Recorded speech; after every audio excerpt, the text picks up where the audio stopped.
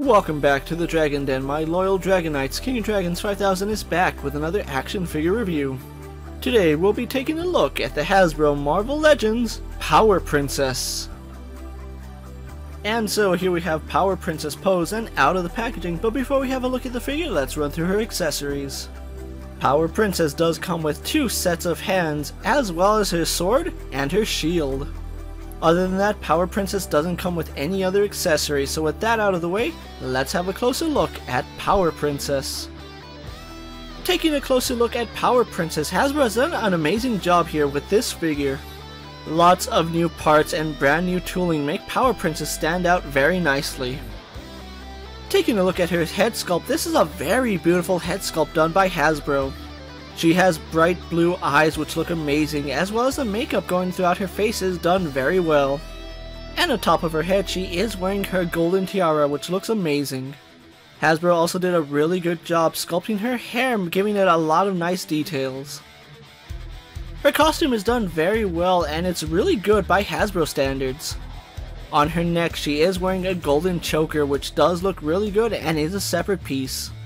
The rest of her costume is done in this very nice black plastic, and you can see a lot of great details here. And then we do have gold accents at the top of her chest, bringing the costume together nicely.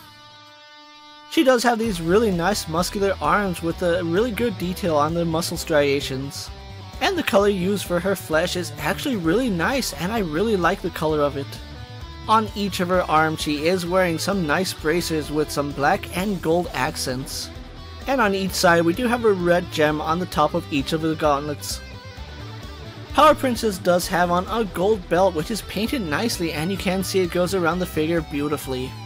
Moving on to her legs, she is not wearing anything on her legs, but you can see some really good muscle definition here. And because it's all molded in one color, her flesh tone looks really good going throughout her body.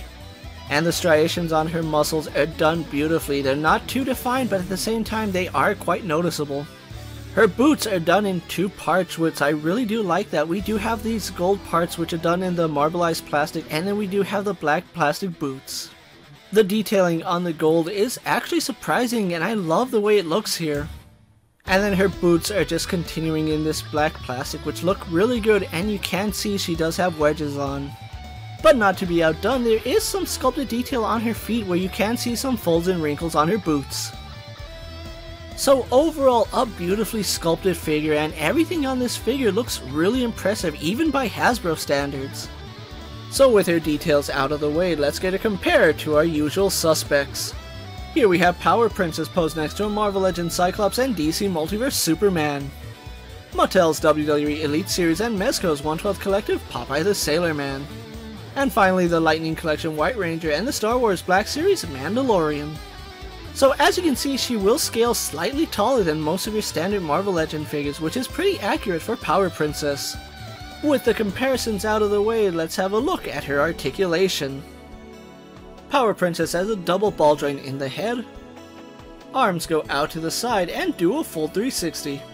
Swivel at the bicep and double hinged elbows. Hinge and swivel at her wrists. Power Princess has a ball joint in her upper torso. Legs do kick forward, go back, out to the side, and have a thigh swivel. She has a double bend in her knees, a swivel at her boot, a hinge in the ankle, and forward-facing pin for rocker ankles. So some very impressive articulation here on Power Princess, and it all works beautifully. So with everything said and done about the Marvel Legends Power Princess, let's get her posed for my final thoughts. The Marvel Legends Power Princess is a gorgeous figure, and it has to be one of Hasbro's better figures. From what I can tell, everything on this figure is new, and there's hardly any reuse if there is any.